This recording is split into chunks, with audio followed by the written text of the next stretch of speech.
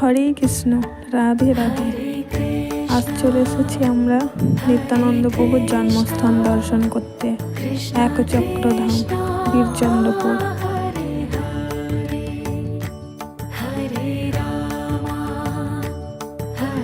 শুরুতেই জগন্নাথ মন্দির।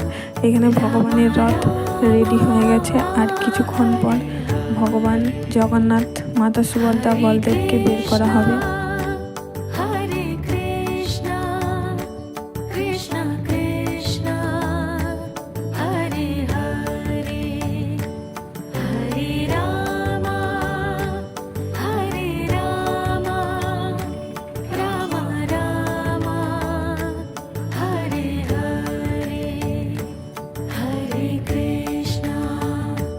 এই ঢুকে পড়লাম এবার ইস্কন একচক্রধাম।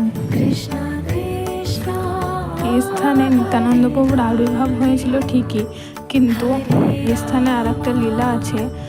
যখন ভগবান শ্রীকৃষ্ণ ভীষ্ম পিতামাকে মারার জন্য রথের চাকা তুলেছিল এবং ভীষ্ম পিতামাকে না মেরে ওই চাকা জোরে যখন ছুঁড়ে ফেলে দিয়েছিল, তখন ওই চাকা এসে এই স্থানে পড়েছিল। তাই এই স্থানের নাম হয়েছে একচক্রধাম। জয় একচক্রধাম কি জয়।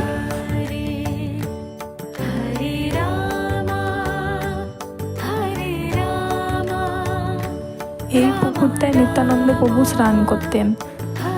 এই পুকুরের মধ্যে একটা মন্দির আছে, এখন অনেক জল আছে বলে মন্দিরটা দেখা যাচ্ছে না।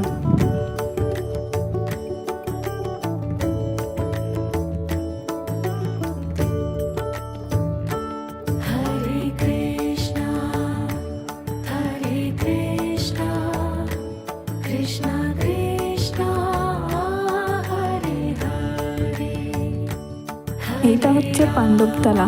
দাপর যুগে যখন পাণ্ডবদের বনবাস হয়েছিল, তখন তারা এই স্থানে এসে ছিলেন।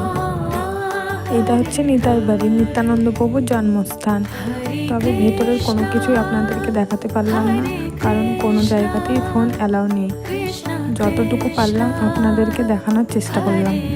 নিত্যানন্দ প্রভুর গোবর্ধন লীলা।